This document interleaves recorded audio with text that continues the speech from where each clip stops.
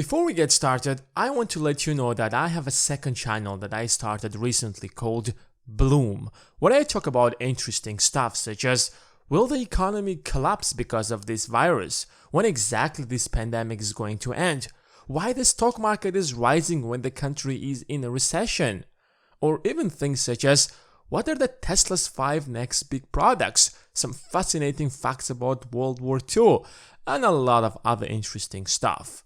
There are already a lot of videos you can watch right now, so head to the channel by clicking in the link in the description and subscribe. How many millionaires do you think are there in the world? According to Credit Suisse, there are 46.8 million millionaires worldwide with a total net worth of $158.6 trillion. That's almost half of the world's entire wealth. From one side, it seems like it's so difficult to become a millionaire that only a handful number of people become one. But from the other side, when you have almost 47 million millionaires, it seems like it's not that difficult to become one, especially when 18.6 million of them are in the US. But it's not easy to spot them because they don't lead super luxurious life, but they have the financial stability to live comfortably. So here in this video, we are going to find out what are the 7 non-obvious signs that someone is rich. These are deal-breaker traits. If you don't have them, you should work on getting them as soon as you can. First, understanding accounting. The business world and the stock market are all standing on the shoulders of accounting. Without having a deep understanding of accounting, you can't really manage money well. The first sign of someone is wealthy or on the way to become one is that they understand accounting. They don't necessarily have to know every detail, but they have a general idea about everything. They know how to read balance sheets, income statements, cash flow statements.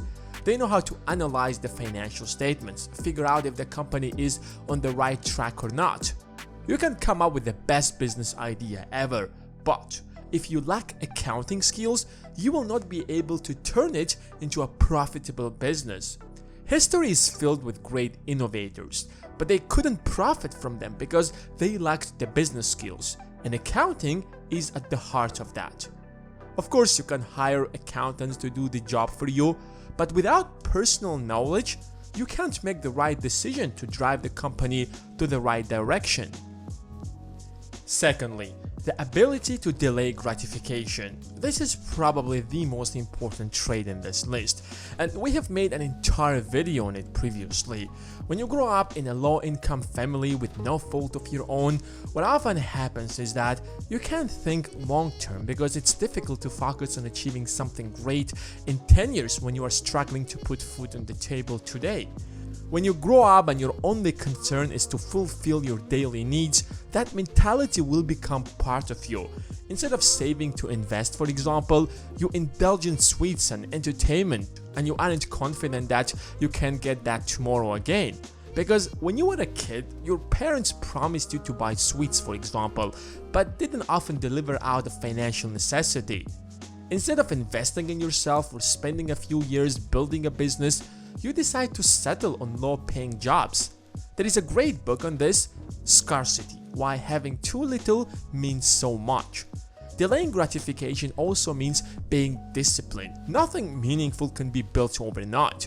Whether you want to become the CEO of the company you're working at, or a successful athlete, or an entrepreneur, you need years of constant work and dedication, no matter how talented are you.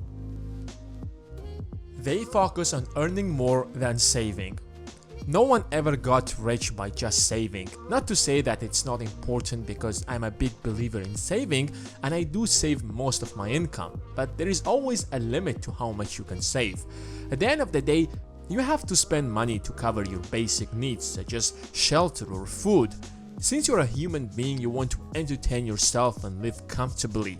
That's why if you just focus on saving, you probably won't go that far. That's why it makes more sense to focus on increasing your income all the time. If you have a stable job, that's almost impossible because all you can hope for is a 5% raise annually. That's why try looking for other streams of income. Do something online. put your money to work, let it generate income for you. Next, beauty pays well. I was a little skeptical about this until I read the book Beauty Pays: Why Attractive People Are More Successful. If you think about it, we naturally love to deal with more attractive people. I'm not just talking about the opposite gender, but overall in general. We often criticize celebrities who have done face surgeries to look more attractive, and yet millions of people follow them after they have done that, thus making them wealthier. That's not to say that every attractive person is rich, but attractive people on average earn more. And multiple studies have shown that the better looking men had higher starting salaries and faster earnings growth in their first 10 years. For women, looks had little effect on their starting salaries, but did improve their earnings growth in the long run. Some studies even indicate that better looking people get lower interest rates. That's insane. If you're hiring a salesperson, for example, would you hire someone who would attract more customers by being attractive and generate more sales, or someone who is less attractive and would attract fewer customers? Of course, not all professions require great looks such as sales, modeling, or acting, but if you had two professionally equal options, most people would lean to hire the more attractive one. Of course, some people are lucky genetically and naturally look beautiful, but that doesn't mean you can't do anything about it. You can change your genes, but there are plenty of things that you can change, such as dressing up properly, fixing your hair, grooming, exercising, hitting the gym regularly. You can make yourself look much more attractive than you can imagine.